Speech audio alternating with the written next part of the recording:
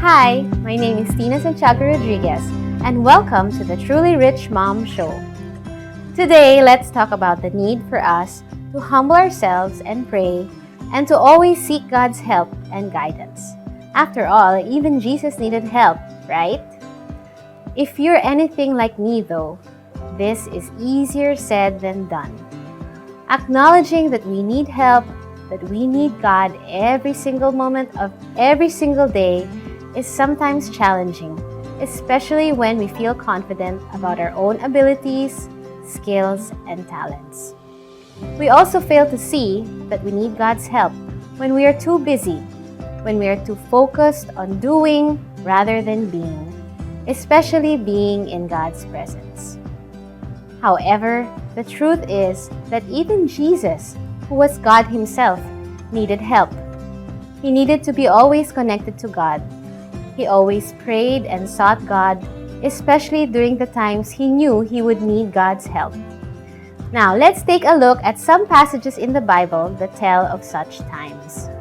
In Mark chapter 1, verses 12 to 13, before he started his public ministry, Jesus was led into the desert, where he was tempted, but also spent time with God. And immediately, the Spirit drove him out into the desert.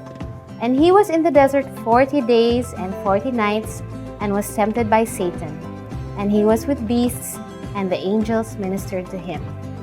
In Mark 1:35, after healing many who were sick, Jesus needed to be recharged in God's presence. And the verse goes like this: In the morning, long before dawn, he got up and left the house and went off to a lonely place and prayed there. In Luke chapter 5, verses 15 to 16, even if many people wanted him to minister to them, he went and prayed first instead. But the news of him kept spreading, and large crowds would gather to hear him and to have their illnesses cured. But he would go off to some deserted place and pray. In another passage, Luke 22, verse 40 to 44, he exhorted his disciples to pray and prayed himself in the Garden of Gethsemane, because Jesus knew his suffering and death were near. When he reached the place, he said to them, "Pray not to be put to the test." Then he withdrew from them about a stone's throw away and knelt down and prayed. "Father," he said, "if you are willing, take this cup away from me. Nevertheless, let your will be done, not mine." Then an angel appeared to him coming from heaven to give him strength. In his anguish, he prayed even more earnestly, and his sweat fell to the ground like great drops of blood. These are just some of the instances when Jesus prayed. We will find many more verses in the Gospels that tell of his being prayerful, especially before facing a challenge or doing ministry. In this way, Jesus already set an example for us to follow. In always taking time to pray, he acknowledged that despite being the Son of God, he still needed his Father's help. We must always remember this.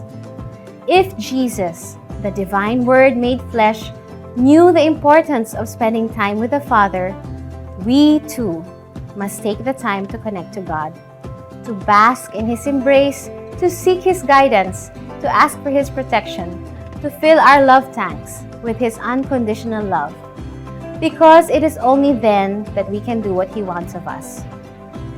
As you and I seek God's help to live our lives for His glory, may we remember that we are truly rich and blessed because He is always with us.